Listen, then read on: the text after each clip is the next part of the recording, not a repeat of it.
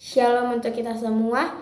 Pada kesempatan kali ini saya akan berkhotbah dari Matius 5 ayat 4. Begini firman Tuhan.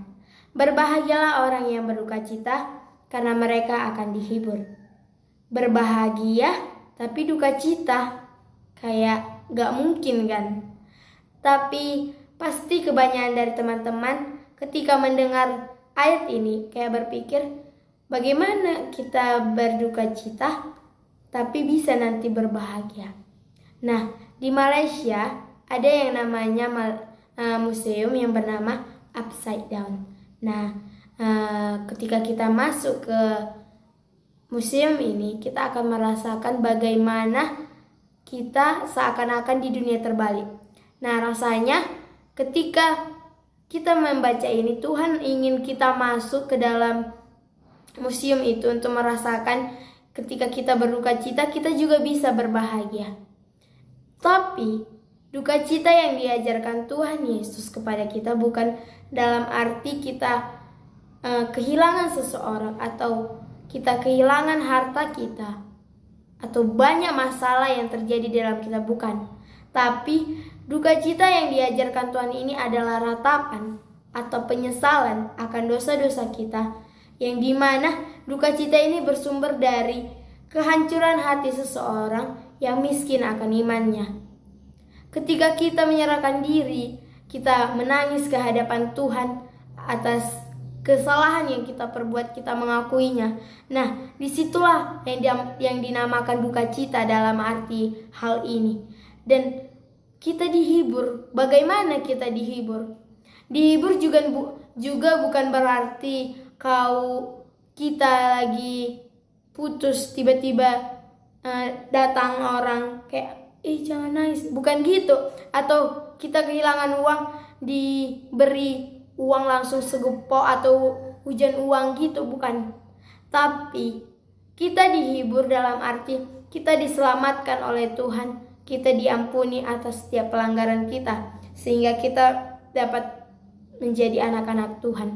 Nah, dalam standar Alkitab mengatakan Allah itu adalah kudus, dan juga Allah memiliki bangsa pilihan yang dikuduskan Tuhan, yaitu bangsa Israel. Tapi seringkali kita baca di dalam Alkitab kalau bangsa Israel itu gagal untuk melakukan setiap hal-hal yang kudus. Namun dalam hal itu bukan berarti Tuhan meninggalkan bangsa Israel, namun Tuhan tetap menunggu bangsa Israel untuk menyerahkan dirinya, mengakui dosanya kepada Tuhan.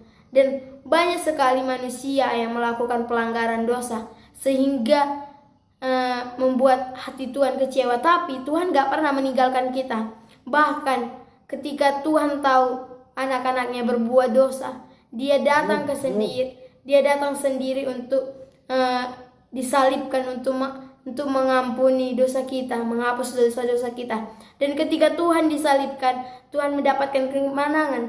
Tapi kemenangan itu bukan hanya dirasakan untuk dirinya sendiri, namun dibagi untuk kita semuanya, sehingga kita merasakan kemenangan itu. Nah, teman-teman, di sini Tuhan ingin mengajak kita untuk mengakui setiap pelanggaran yang kita perbuat, atau kita melakukan pertobatan.